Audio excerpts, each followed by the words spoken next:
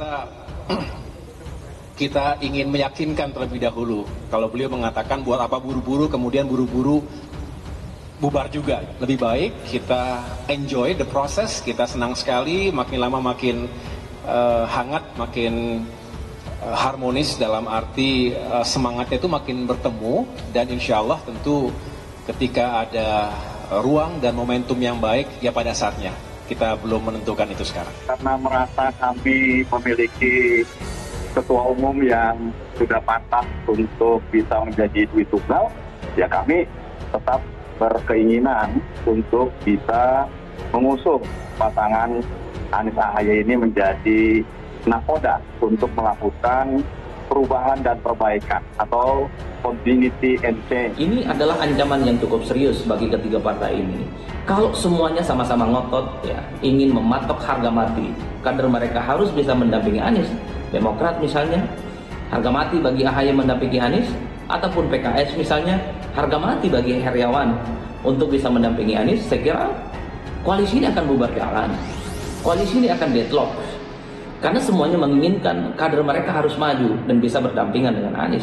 Inilah yang saya kira menjadi satu kerikil tajam. Mungkin saja akan menjadi sandungan bagi ketiga partai ini untuk membuat satu poros politik. Karena satu saja partai politik itu angkat kaki, maka poros politik ini tidak akan terwujud. Faktor cawapres itu maksimal cuma 12%. Faktor utamanya ya capres. Manapun di antara dua ini Atau bahkan di luar itu pun juga nggak masalah. Kita kan tidak harus terjebak dalam proses siapa yang diusulkan. Kita kan juga harus membuka diri ya. Tentu banyak hal ya, yang kita siapkan. Raden Agus Harimurti Yudhoyono yang ngemis-ngemis kepingin jadi cawapres. Udah gitu, Nasdemnya sok jual mahal pula. Kasihan ya, kasihan banget sih Mas Agus ini.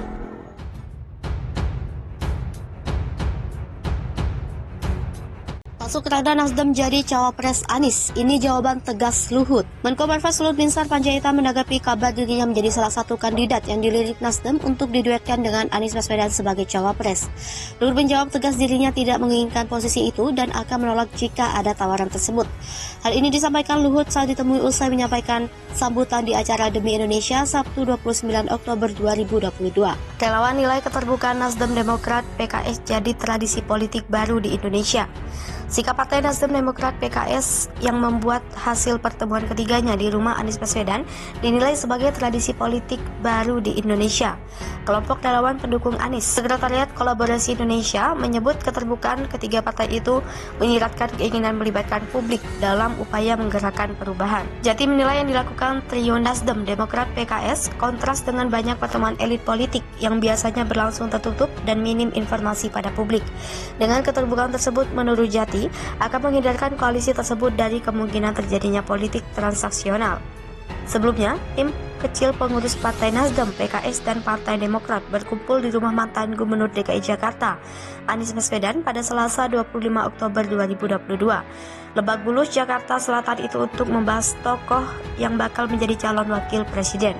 Dalam pertemuan itu, Anies Baswedan selaku tuan rumah sekaligus calon presiden yang diusung oleh ketiga partai turut hadir. Sementara untuk perwakilan partai yang hadir antara lain Ketua DPP Partai Nasdem Sugeng Suparwoto, Wakil Ketua Majelis Surya M. Sohibul Iman, Jubir PKS Pipin Sofian, dan M. Khalid atau Wakil Ketua Umum Partai Demokrat Beni Kaharman atau Iftitah.